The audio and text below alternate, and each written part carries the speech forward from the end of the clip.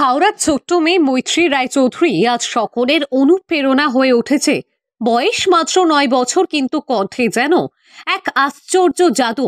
জন্ম থেকেই দৃষ্টি শক্তিহীন, তবু এই প্রতিবন্ধকতা কখনো থামাতে পারেনি তার সুরের যাত্রা। অন্ধকারের ভেতর দিয়েই সে খুঁজে পেয়েছে আলো। তার জীবন আলো করে রয়েছে সুর। আমার গান করতে ভালো লাগে প্রচুর। আগে আমি এখন বেনাপুরে আর একটা রবীন্দ্রসঙ্গীত একটা কোচিং আছে, ওইখানে ওই তরুণ মণ্ডল, ওইখানেই আমি গানটা শিখছি রবীন্দ্রসঙ্গীত। আর একটা হচ্ছে উলবেরিয়াতে মিউজিশিয়ানে, ওইখানেই ওই দুটো মাস্টার কাছে।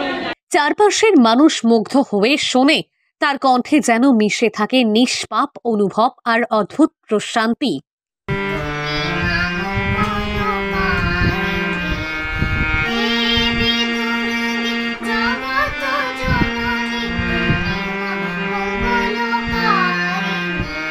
সম্প্রতি Dhulagarh traffic guard Howrah city পুলিশের পক্ষ থেকে ছোট্ট মৈত্রীর প্রতিভাকে সম্মান জানিয়ে পুরস্কৃত করা হয়। উপস্থিত সকলেই প্রশংসায় ভরিয়ে দেন এই ক্ষুদে শিল্পীকে।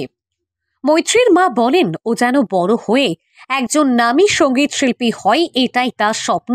9 বছর বয়স ওর। মোটামুটি নিয়ে যাতায়াতের থেকে শুরু করে অনেক দূর দূর প্রোগ্রাম থেকে শুরু করে ওকে নিয়ে যাওয়া হয়, নিয়ে আসা হয়। বাপিও করে, আমিও করি যখন যার সময় হয়। আর গানটাও খুবই ভালোবাসে, ছোট্ট থেকেও গান চালিয়ে দিলে গানের মধ্যে থেকেও শুনে তালিম দেয়া বা নিজের মধ্যে যেটা তৈরি করে নেওয়া, গানটা ও নিজের মধ্যে থেকেই তৈরি করে। আমাদের কোনো হেল্প সেরকম লাগে না। নিজের গানটা ফোনের মধ্যে চালিয়ে দিলে বা ওর যেটা পছন্দ হয় সেটা চালিয়ে দিলে ও বলে যে আমাকে এই গানটা শুনবো, আমি ভালো লেগেছে গানটা, সেই মধ্য থেকে ওকে চালিয়ে দেওয়া হয়।